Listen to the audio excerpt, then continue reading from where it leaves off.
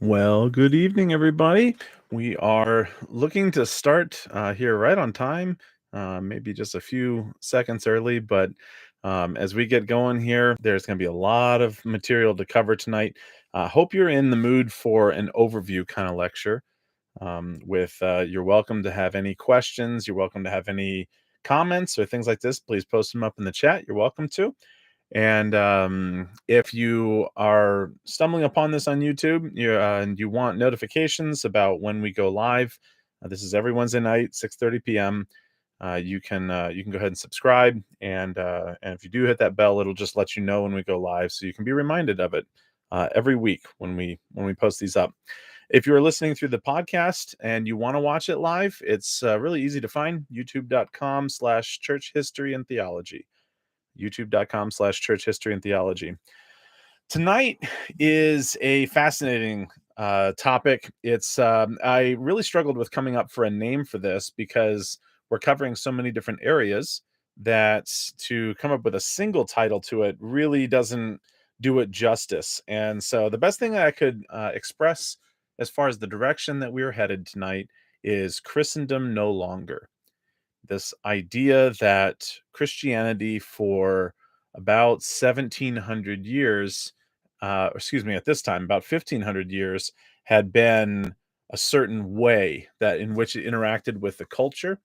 And then all of a sudden, everything switched in the 1800s. Everything: worldview, politics, society, travel, industrial revolution, technological revolution, all sorts of things. And so we're going to talk about all of this tonight just in a quick smattering. Now, when we walk through these in the subsequent episodes throughout this summer, we are going to talk about each of these things. We're going to dig down into each of these things. Have no fear.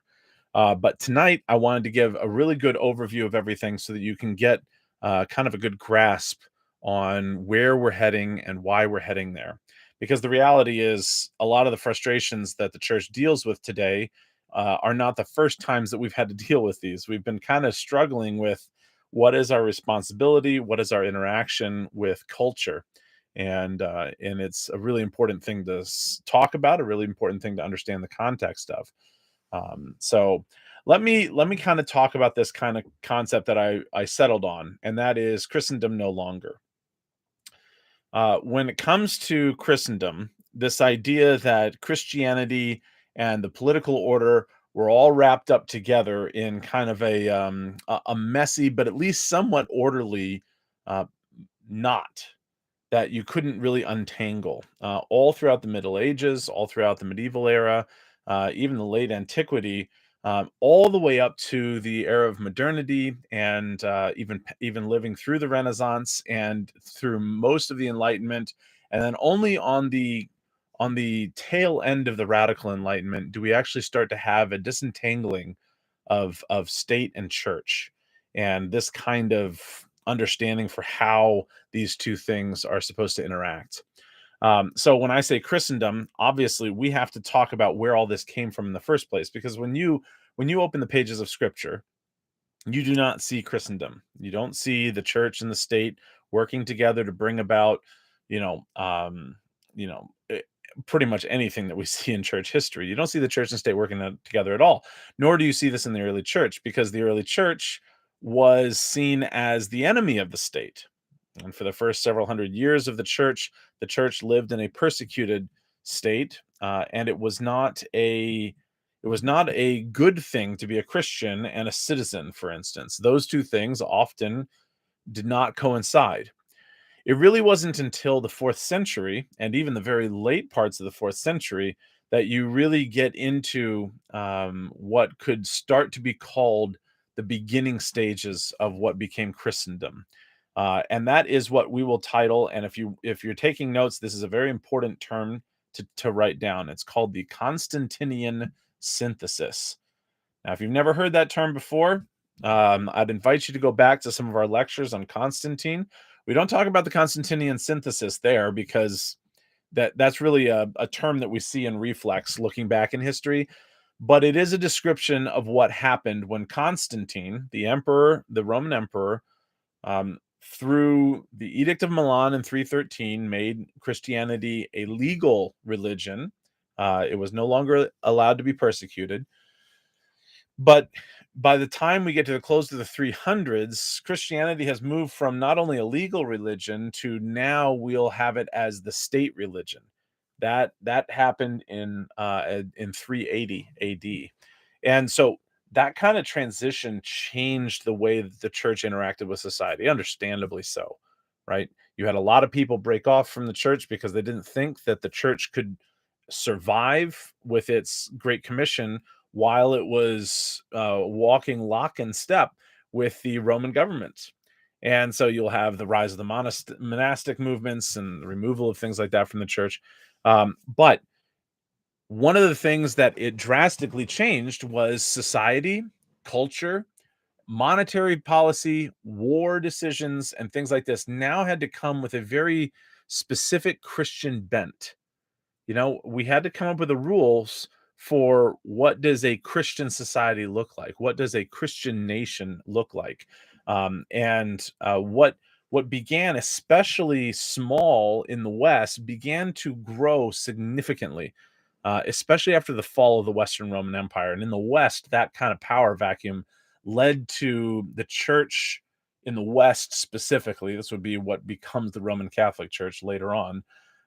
In the West specifically, you deal with such a power vacuum and weak rulers that the church grows to such a strength, that it not only is taking care of clerical issues and concerns of the soul, but then it also has to start figuring out how to fix all the societal issues.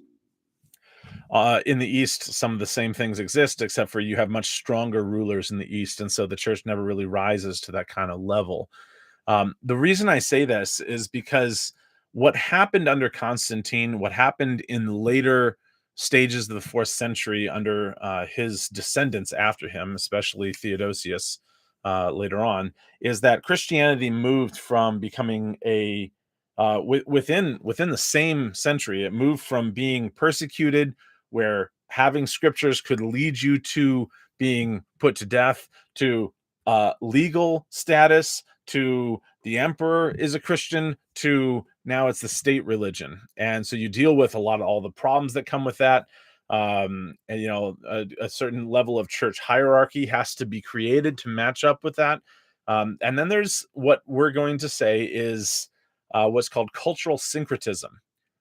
This idea of taking things from the culture in which the church lives and trying to bring it into Christian theology and make it all work somehow. This is, for instance, how the Roman Catholic Church brought Latin in as its official language, even though the New Testament was written in Greek. The Latin translation becomes significant because, again, the church in the West becomes the caretaker of all things Rome as well as all things Christian. And so you'll get weird things like Constantine calling a council. You'll get the emperors calling councils, making decisions over bishops and things like this that get into really dicey territory as we're looking back on that. But that is what we mean when we say the Constantinian synthesis. It is a very transformative period when Christianity in the fourth century kind of became part of the state. And it really laid down the groundwork for what will become Christendom in the medieval era and especially the Middle Ages, the late Middle Ages, and become the church in the West specifically becomes this. But also in the East, they're a much smaller scale, but certainly so in the East as well. This kind of concept, but most of it we're going to be dealing with is specific to Western Christianity and Western civilization, and it formed pretty much everything that you and I are familiar with in the Western world, sparking scientific revolutions and Renaissance fevers, and back to the sources, which would be not only Greek and Roman historians and philosophers, but also the scriptures, and the Reformation comes out of this, and so many other things. But what happens at the beginning of the time period we're talking about tonight is the Constantinian synthesis, this amalgam of church and state being so locked together, begins to die. Now, it takes a long time for this to happen. I would argue that it has finally fully happened. That would be my interpretation of the past couple of decades. That Christendom itself has finally completely died, and we would be in what some historians are starting to call the post-Constantinian era. It's very likely that that's the case, though I will say this, take it with a grain of salt. You really can't write about history until it's, about 50 years old, and everything's kind of washed through. And we're certainly not to that point yet, but it certainly does look like we have permanently moved past anything that even looks like Christendom, at least in the West. That brings up really interesting things for what we'll talk about towards the end of this. Some of the movements are happening in Africa and even in Southeast Asia, but we'll leave that off until the end. When I say the Constantinian synthesis starts to die, it really brings to light this reality that when all of this was linked together, it didn't really make everything better. Some parts of culture were better, but some parts of it were worse. We had to come up with ways in which the scriptures don't address a certain thing. Like, for instance, if you're a Christian emperor, and there's a war over here, are we allowed to go murder? Are we allowed to go fight this? When does it become murder? Is it when we invade? Is it we can only do defensive things? And so you have to come up with answers for things that, like, the church wasn't really designed to come up with answers for, at least from my perspective, right? And so with all of this, how is it that such a thing comes to an end? Well, it's not going to be any one specific thing. It's not going to be like everyone gets together and says, "Hey, I got an idea. You know what we should do? We should separate church and state out." That's not how this works. And you got a pile of other ideas and everything else. It really is something, and I think this is one of the reasons why it took so long for it to happen, is that it needed every area of culture to head away from this in order for it to occur. You needed a rise of modernity in the wake of the Enlightenment. You needed the revolutions as well of the 18th, 19th, and 20th centuries. Not just the American Revolution, the French Revolution. You needed several other ones, going all the way through the 19th and 20th century. Things like the Russian Revolution, even the Ugandan Revolution. Like, some of these things really draw out some of the pushing away of religion out of state life, at least on some levels. And some of them weren't specific to that, and some of them have rebounded a bit. And history is not clean and clear, and it's not one direction. It's kind of a hodgepodge and a mixture. But you'll definitely see some of that. There's a lot of, with that, obviously, political and social upheavals. When you enter the 1800s, you still have the Holy Roman Empire, right? You have the French Revolution that ended up with the French Empire under Napoleon, right? And that lasts for a while, and then it kind of goes away. Spain begins to fade off the main scene. The British Empire, even after its defeat at the American Revolution and so forth, it begins to continue its dealings in the world, and the British Empire being as massive as it was, the Victorian era, and the very young United States of America, the westward expansion, manifest destiny, these things that we've talked about. These are all political and social upheavals. These are not small forces that are occurring. There's religious upheavals, and we'll talk about a lot of those. The Industrial Revolution. The Industrial Revolution comes through, and it changes life. You can't just change things on the political side. You're going to have to actually change how people's lives actually function in order to get a seismic shift of this magnitude. And the Industrial Revolution will play its part, especially in how it shrinks the world down. That's always very important, and we'll talk about that tonight as well. The World Wars. Massive, massive. The creation of the nation states after the world wars, the end of empires. The Empire of Japan goes away. The Austria-Hungary Empire. Like, there's so many aspects about how the world changes, and then I don't want to pass over this. It's not just a history class. The church itself really becomes, for the first time, a truly international church. Like, we are not the Church of England and the Church of France and the Church of Spain and the Church of Italy. There's actually a globalness to this, because once again, transportation, communication, all of this stuff is shrinking the world down to where we can actually start understanding how an international church could actually function and work. And we're still trying to deal with that. And then we're going to end up at the end of tonight looking at the statistics for the church of the 21st century. And it might be surprising to some of you where the centers of Christianity seem to be going, because it's going to be going away from the West, and it's going to be moving quite south, which is a really interesting change, and will bring all of its own struggles and all of its own mistakes and all of its own glory, as every age and era of the church has done. And it's going to be doing so without the Constantinian synthesis, which will be a whole new way in which Christianity interacts with the world. So let's kind of dig into this.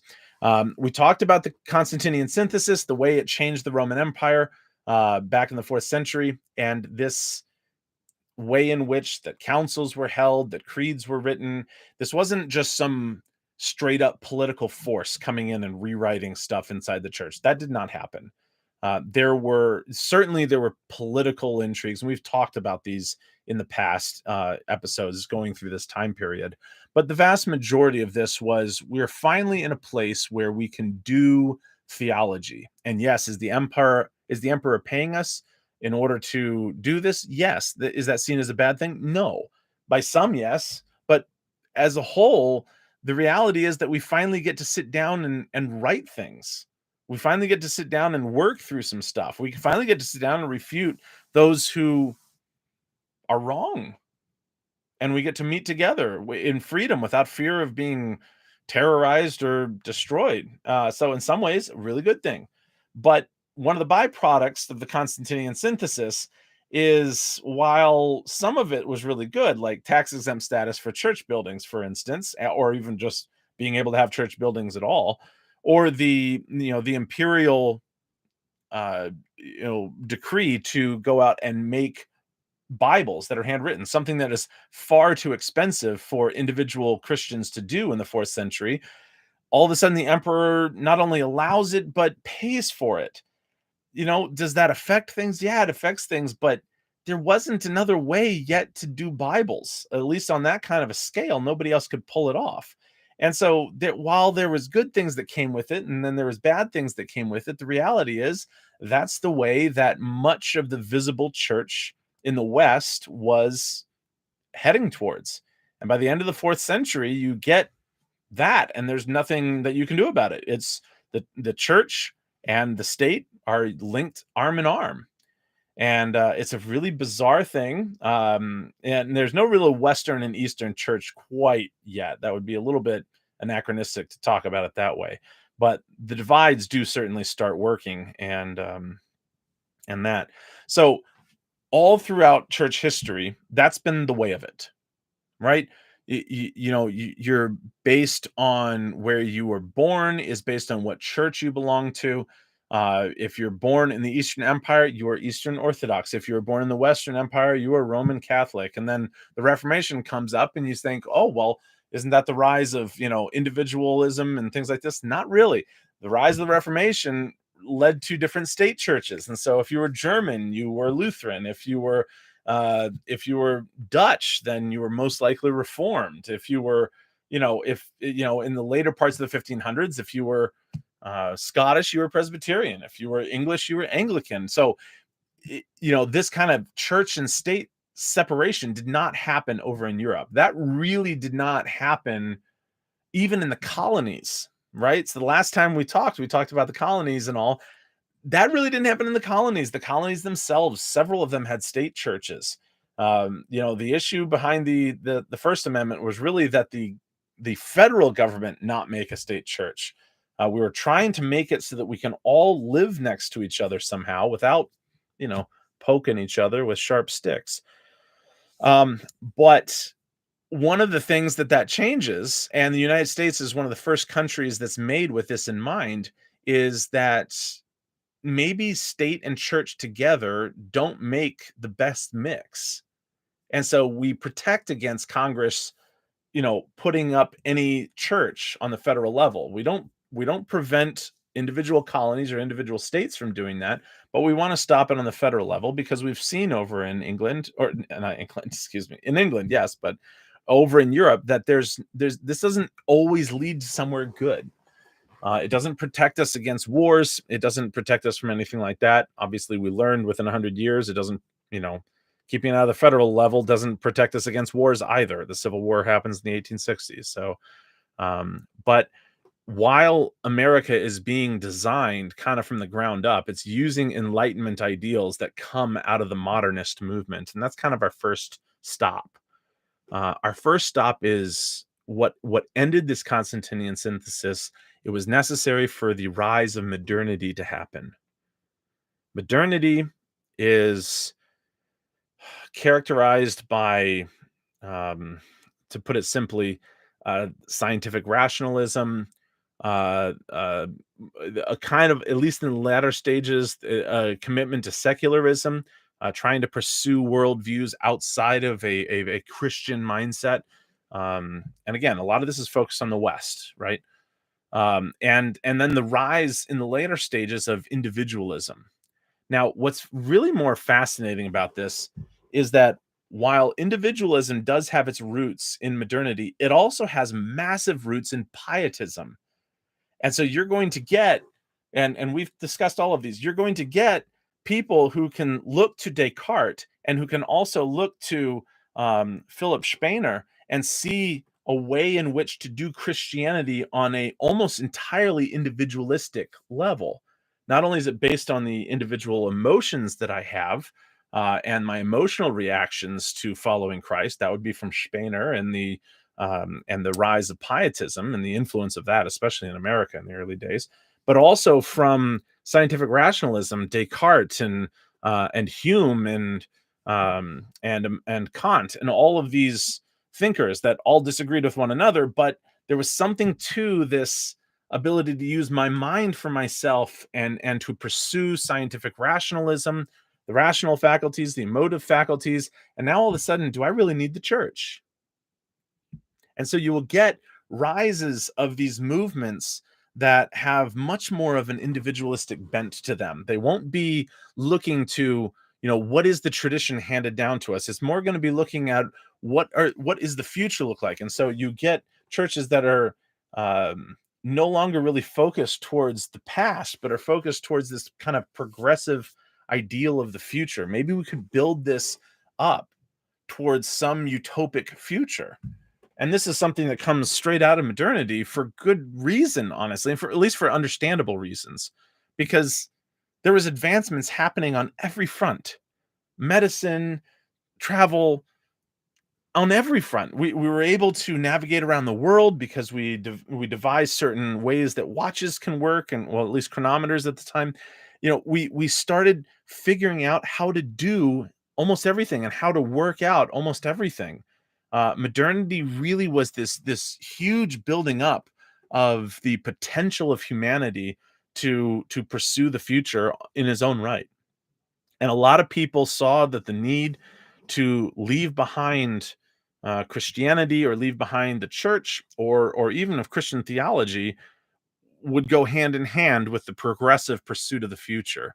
There was a lot of people that didn't see that, right? And so you're going to get all sorts of different ways to interact with this. But for a lot of it, the shift towards, empirical, I can verify it with my five senses type of science really challenged a lot of people's assumptions about reality.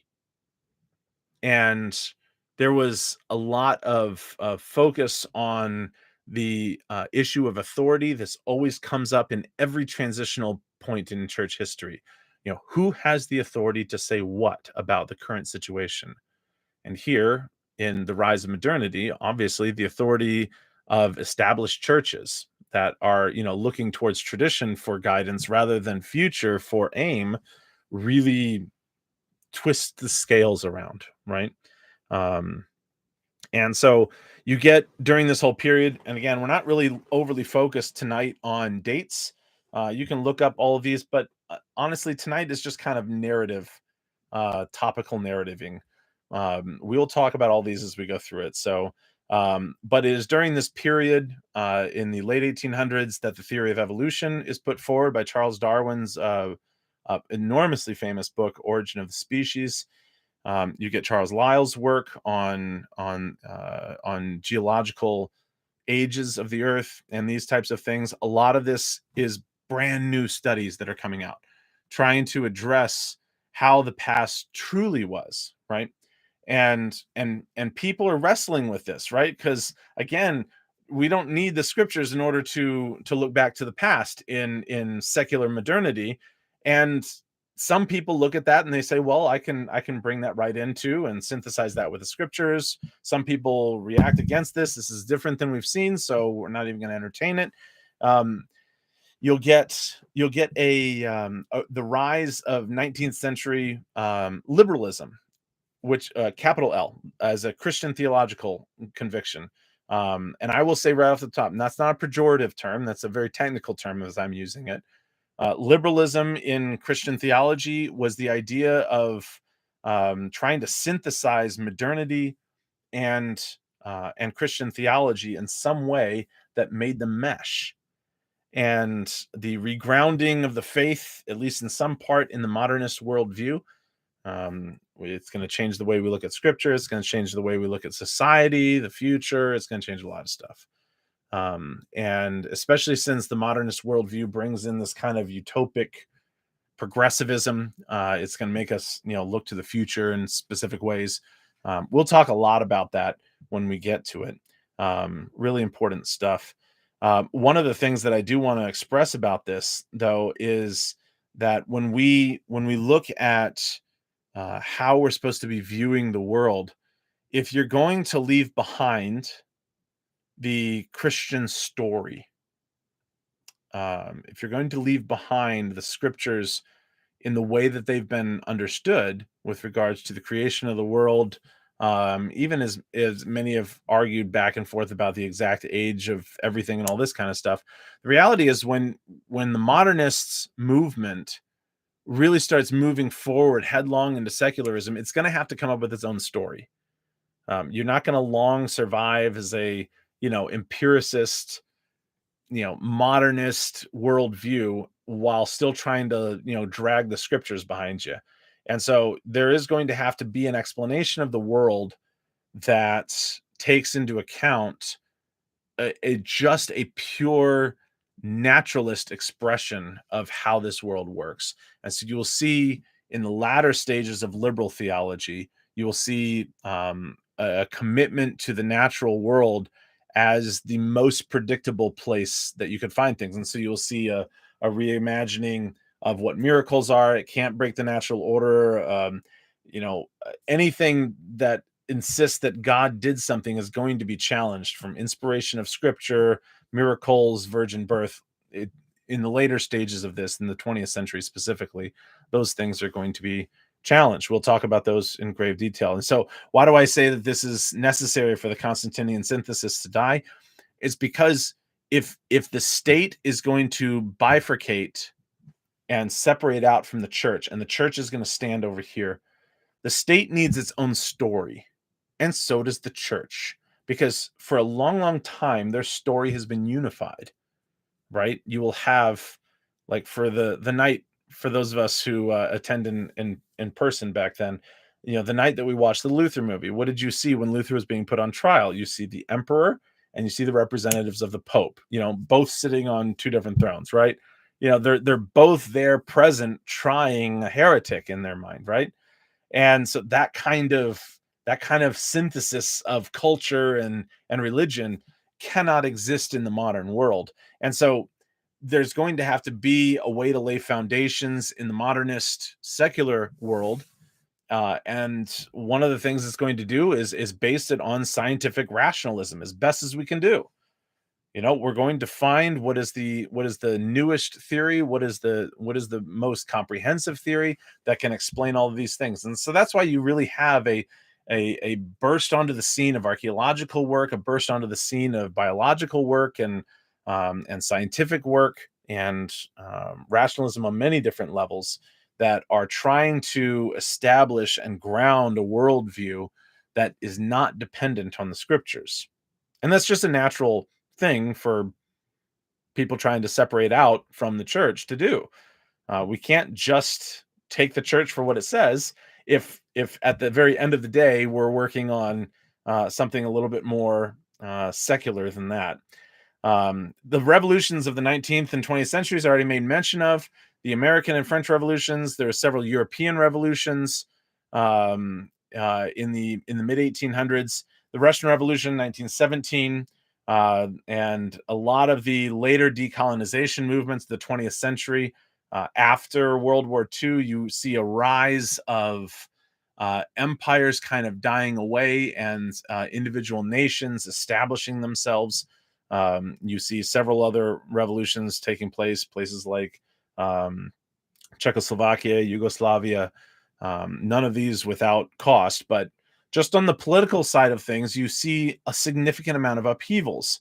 You see, in this same time period, you see the abolition of slavery, all in Europe first, and then in America, very reluctantly, uh, uh, last. You see suffrage movements for not only for freed slaves, but also for women. And a lot of this comes out of a kind of a democratic ideal rather than a investment ideal.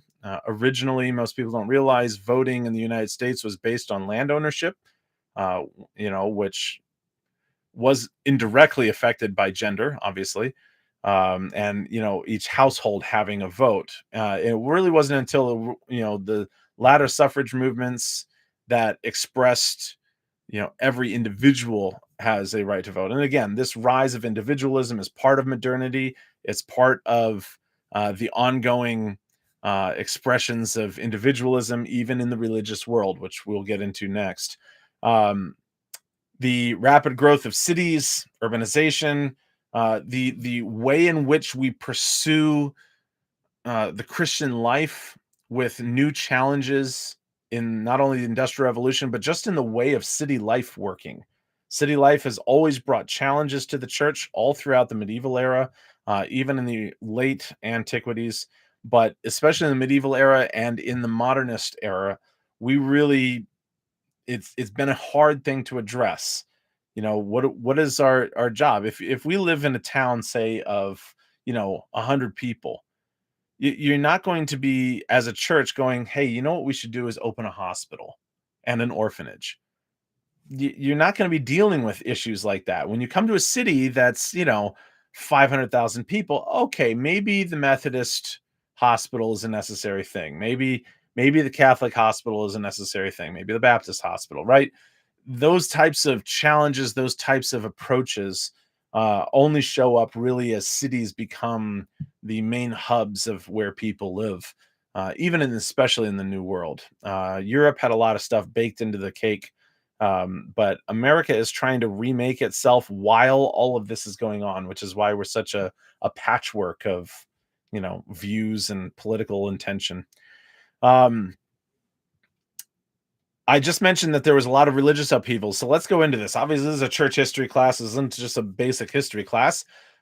So we got to address some of these things, right? Some of the same things, and you can see similar effects of this happening in the religious world. And so you see a lot of movements in the West, especially in America, that follow almost lock in step with the modernist world. Now, I don't want to say that it's because everyone's looking to synthesize modernism into their theology, because not a lot of people were, not at least on a global scale, but it's the zeitgeist, right? It's the spirit of the age. It's what's in the water. This individualist focus, especially with the influence of pietism. And that's one to be our first places to kind of stop is in the early 19th century, the early 1800s. And that is the Second Great Awakening, right? We've discussed the First Great Awakening. Second Great Awakening is considerably different than the First Great Awakening. That's probably where we're going to start with this whole period probably next week. The Second Great Awakening in America in the early 19th century uh, really resulted in this huge surge in Protestantism, with a very distinct emphasis on revivalism and the emotional involvement of one's faith, rather than having, let's say, the medieval concept of, salvation is really not even the issue. It's a state of grace and working through the different sacraments of the church in order to restore that after one's sin and all this kind of stuff. Salvation isn't really a question at that point so much. But when you start to come to, some of the Protestant theologies, your concern about your eternal state is yours to deal with. And there was a lot of people that, yeah, I'll start making calls on this, really took advantage of that vulnerable state that people were in.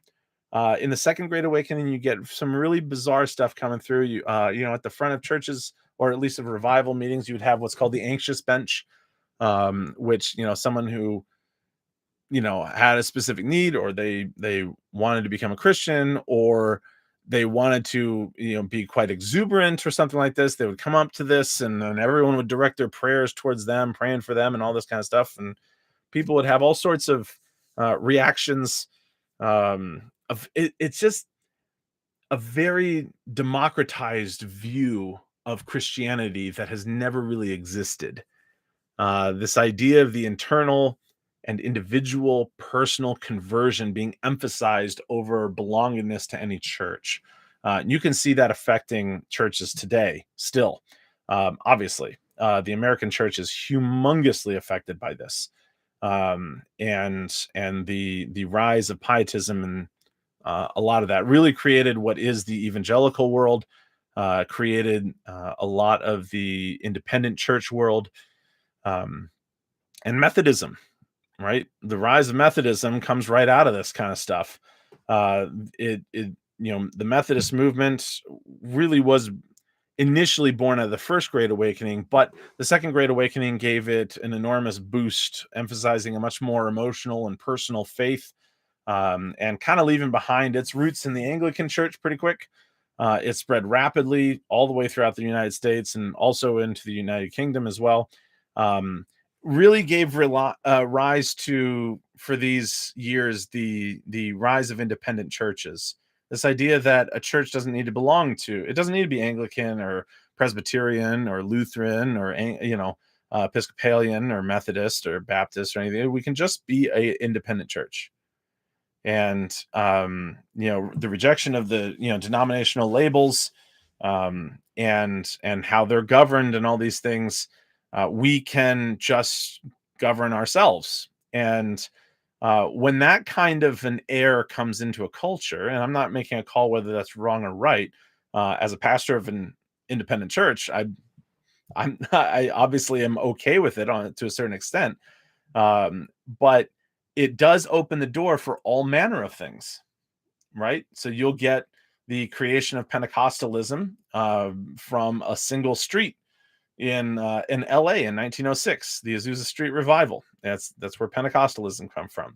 But before that, you have the rise of other things, other movements in the 1800s that only in America is something like this going to crop up, and that's why all of them do occur in America. You get things like Mormonism, which come out of the 1830s. That's that begins in Pennsylvania, New York area, spreads to Missouri, and then ends up out in the far west, trying to make a state named Deseret, and eventually has to name it after some of the Native American tribe there, the Utahs, and that's where the state of Utah comes from, right? And so all of this kind of religious fervor and personal focus of how the world works and how God works and how revelation works and how society works, all of this to say that it affects every single area of life. And modernism in the way it affects the church is quite unique. And there's some ways that it affected for the positive, and there's other ways that affected it towards the negative. One of the negatives is how modernity uh, has this almost progressivist bent.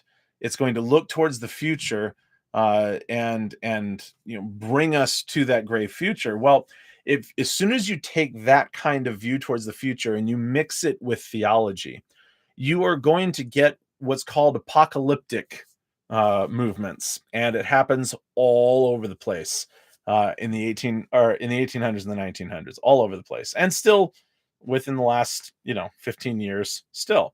The first massive one of these is the Millerite movement, which we will spend some time with. We're going to probably spend an entire night on 19th century apocalypticism. So, bring the popcorn for that. It's going to be something else. But the this kind of idea of apocalypticism with the Millerite movement, important. The prediction of the second coming of Christ and the end of the world was going to be October 22nd, 1844. Um, Obviously, if you know your history and you know what date it is, that did not happen. It resulted in what was known as the Great Disappointment. And yeah, I mean, this type of thing happens often, and it will happen more and more. Um, a lot of the Millerites, when it didn't really happen the way they were looking at it, they reinterpreted it and ended up forming what is today the Seventh Day Adventist Church. That's where that comes from. We'll talk about that. But this whole kind of end is near, focus of stuff is really, it's kind of like this perfect storm, right? You can, if you can garner some followers, you can make whatever you want in America. You can make the Mormon church. Who's going to stop you? I mean, they're going to try because they're pushing for polygamy and things like this. But what's really just going to happen is you just kind of move to the outskirts and set up some communes, or you set up something and try to become a state. Something like this. You get the rise of the Jehovah's Witnesses, yet another apocalyptic movement that predicted the end of the world multiple times. The 144,000 and all this kind of stuff. Once you get into the mid to late 20th century, you'll get the People's Temple. If you're not familiar with that, you'll probably know the name of the leader, Jim Jones. Ended up with about 900 people drinking Kool-Aid laced with cyanide, hoping to bring on some kind of end of the world celebration of things. Anyhow, more into more recent years, the Branch Davidians, David Koresh and Waco, this kind of rise of end of the world. You get a very involved or charismatic leader, and a lot of people want to follow them, and a lot of people devote their everything to them, not just their money, but sometimes their lives. And it's sad that happens under the auspices of what calls itself Christianity, but we have to address it. It comes up, and the mixing of modernism with or really, it's not just modernism. It's really the mixing of extreme individualism with Christian theology almost always brings this about. We saw this with the radical reformations back in the 1500s too. One that's happened most recently, if you recall, is Harold Camping and Family Radio, and and predicting, the theory of the rapture happening in, what was it, May 21st, 2011, right? And people, I remember watching videos at that time. People in, sorry, my light just died. People in Times Square waiting for the rapture, and then everyone standing around mocking them when it didn't happen, right? Because it was supposed to happen at 6 p.m.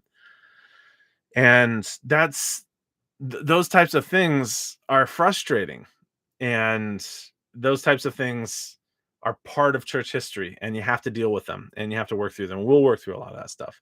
In the whole world of individual religion and custom Christianities, there really is no limit to what some will be open to follow and believe. And so, while on the one side, there's a lot that'll look at this kind of stuff and say, the rise of, at least, the crazier parts of this, at least we have individual pursuits of religion. It's not based on just straight up where you live, and it's not based on what your nationality is. It's based far more on a lot of the aspects um, of what you can believe. And unfortunately, we find out that a lot of us are more gullible than we imagine. But yes.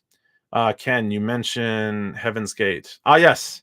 Yep, another one. Not as yeah, not as well known by me, but I do know that that was also in the 90s. That was um yeah, I'm not sure I remember much about that. There was a mass suicide related to that one too, I believe, if I'm not mistaken. But yes, Heaven's Gate would be another one. It's it's an unfortunate thing that happens, but it's one of these things that once we start kind of peeling back, what brings all these things together? Well, the freedom to do anything without limits is not going to actually stop us from the eccentricities of the human mind, right? So it's not a pope doing something dumb. It's whatever cult leader we're following doing something dumb, right? It doesn't actually insulate us from doing something dumb, and that's kind of what I mean when we go through church history. It's well, is modernity a good thing or a bad thing? It's a thing. Can we use it? Well, there's good things about it, just like everything, and then there's bad things about it, and that's why wisdom, not rules, are actually necessary in order to live the Christian life in any way that's significant enough to address these things, right? So I mean that's a lot of the religious stuff. There's another couple of aspects here I want to talk about with regards to the culture as well, because the culture, just regardless of how Christianity is trying to morph and move, and well, if it's Protestantism is trying to figure out how to bring modernity into the church without losing our identity as Christians, but if it's Catholicism is trying to resist modernism and spell out its authority in developing the doctrines of Mary and all these other things.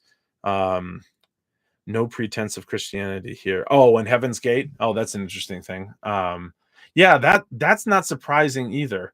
Um, I don't know anything about Heaven's Gate really off the top of my head, but it wouldn't surprise me if we start seeing the rise of ones that are not distinctly Christian and are a little bit more um, even secular, if not just devoted to independent religions, just completely unique ones. Um, like Christian, what is it, or Scientology or Christian Science, things like this that you know anyone can just kind of go out and make one. Religion wise, that it's just a fascinating thing. The Industrial Revolution is basically the society just kind of moving forward with taking every scientific principle and um, just pursuing the future regardless, right? Not everyone's going to be sitting around going, hey, I got an idea, let's figure out what our worldview is and ensure that everything's consistent on this. Other people are just going to go, hey, look, we figured out that we can pull oil out of the ground, refine it, and make a combustion engine. I mean, and you got to kind of appreciate how fast this changed, right?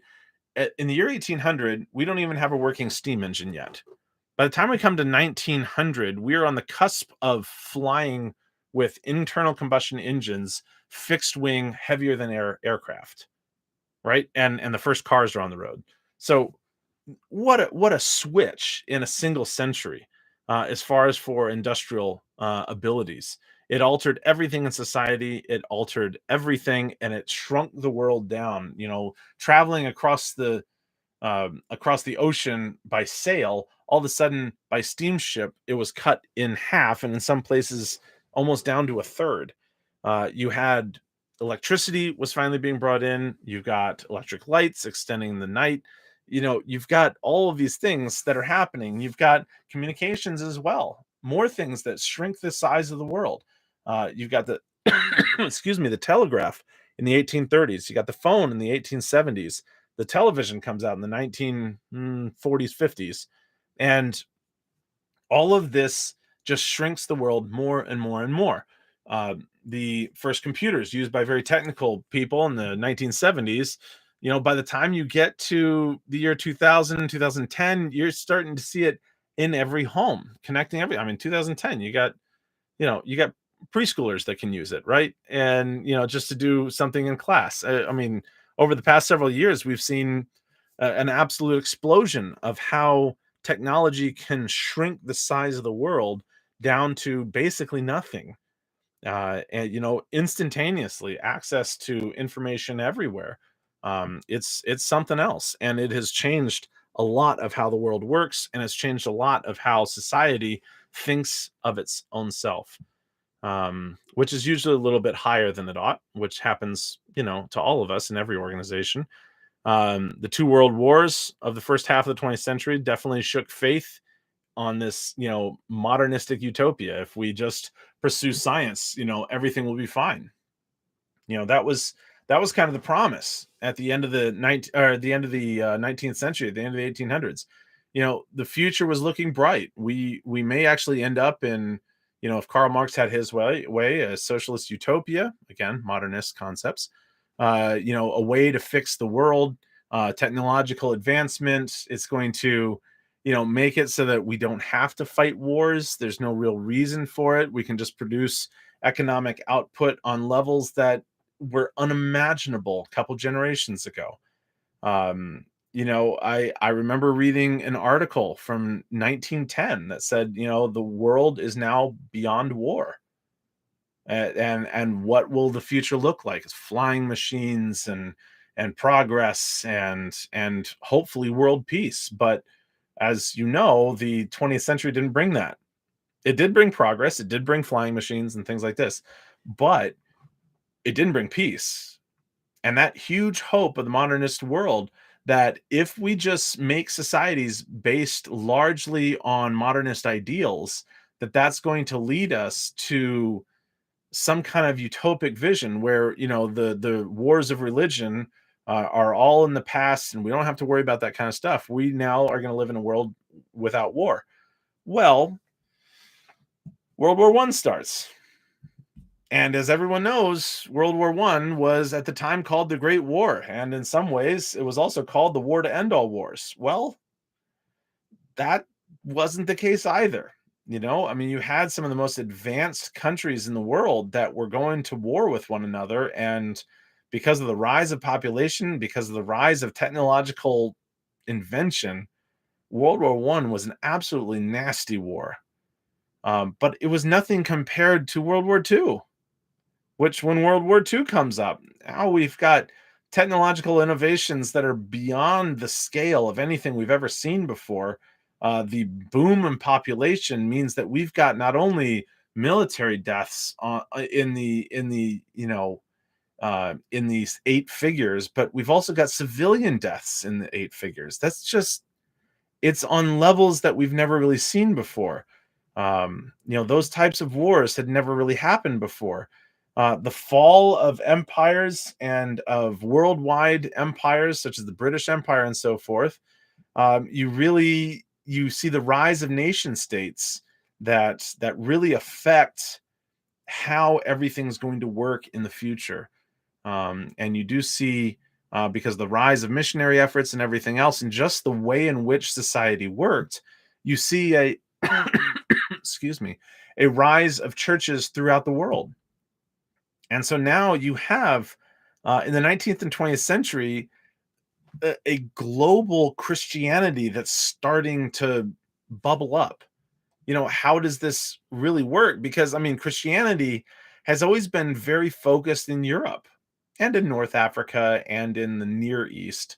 But that's been the focus for all of our church history class. It's only been in the past several classes that we even moved to the Americas.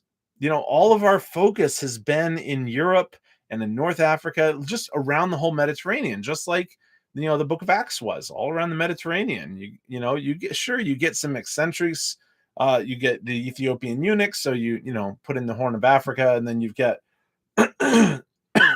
excuse me, you get Christians and Jews that, Parthia and the Medes and the Persians and Libya and all sorts of places, even in the book of Acts, very early on. The Apostle Thomas going out to India, these types of things, but they're exceptions. Most of our focus, in fact, almost all of our focus has been on what was the Roman Empire for centuries and centuries and centuries. And so it's not like Christianity needed to stay there. It's just that it just did. And how it expands out of there is such a unique story that we are that I'm trying to address for how this works. Because the reality of it is, in the wake of the First and Second World Wars, the growth of Christianity outside of traditional, European heartland, or even America, which is more of an extension, or New Europe, if you will.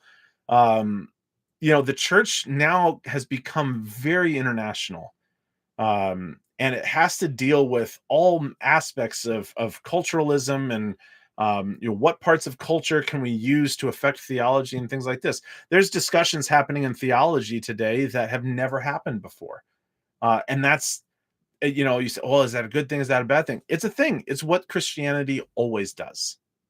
Every time it goes somewhere, the gospel does not need a culture to become another culture in order for it to hear and apply the gospel. The gospel, this is one of the things I love the most about it. The gospel is transcultural. You don't have to be a certain way, or speak a certain language, or be from a certain culture in order to become a Christian. This was settled in the book of Acts. Thank God very much for this, for establishing, even in the book of Acts, that if ever there was a culture for us to become, it would have been Jewish. But we have there the apostles making it very clear, and the Holy Spirit making it clear to them, this is not a matter of becoming a different culture. The reality is that the gospel, the Holy Spirit, is going to go out into the world regardless of all of this. And so we have seen it in the past couple of lifetimes here, happening worldwide. And it's a really fascinating thing, because now we find ourselves in the 21st century. And yeah, are we still dealing with the remnants of modernity? Oh, yeah. Now we're seeing the rise of postmodernity, which is a whole nother discussion that we're going to have in another day. But I wanted to kind of finish off here tonight with some of the statistics for what the church of the 21st century is going to look like, and already does look like, and the coming centrality of Africa and Asia, because this is important stuff. And I find a lot of Christians in the West right now are growing very despondent, and are growing very, oh, how shall we say, nearsighted with how they see the progress, or actually the regress, of Christianity in our lands. And thinking that somehow we either need to change with the times, or we need to figure out something else to do, or maybe God's just forgotten about us. And um, so let me put a little, just a pastoral encouragement on all of this stuff. As we're stepping into the 21st century, the center of gravity of Christianity is moving, and it is moving fast. It is hard for us to wrap our head around exactly, because we're watching it almost in real time.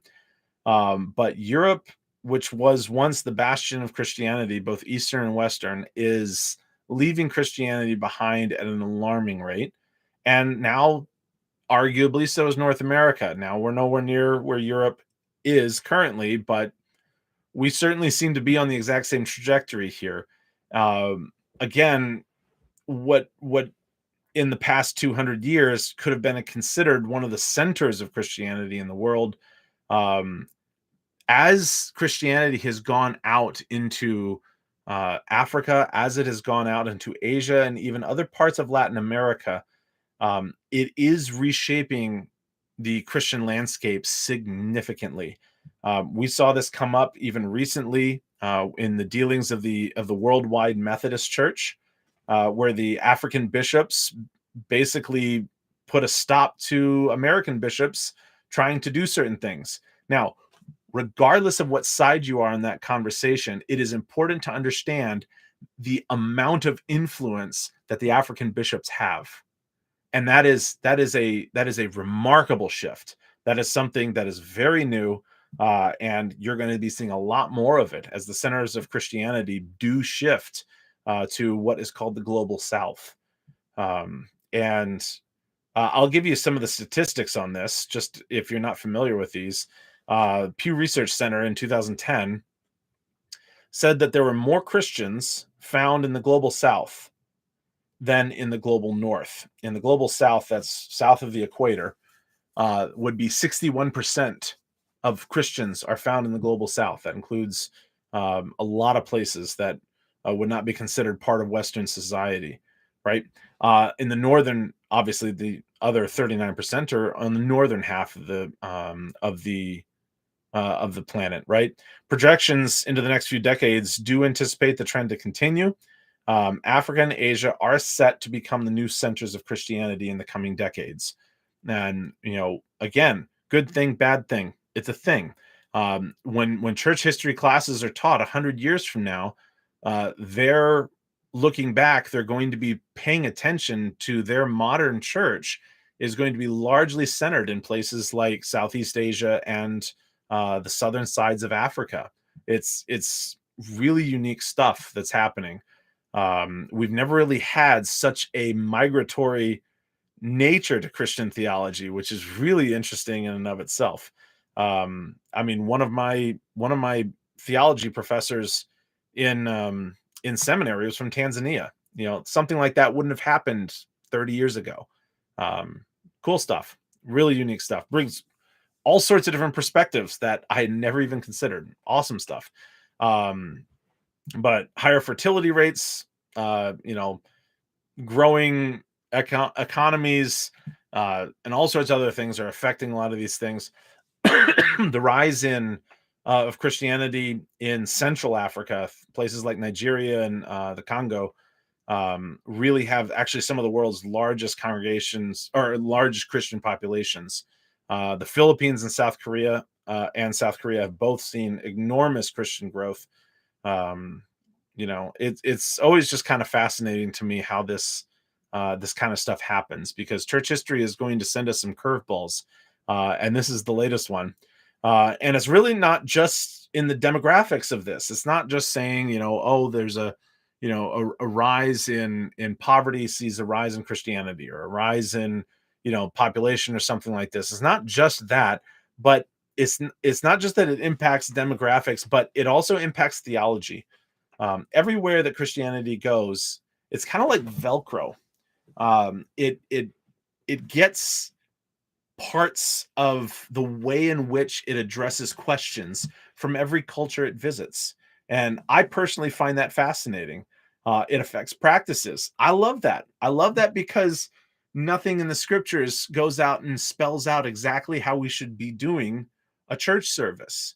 I love that many more cultures are going to be able to speak into how we carry on a certain way in which we do church meetings, for instance. Why is that important? It's important because the more cultures and the more differences that we have amongst us, the clearer it is what we hold in common, being Christ.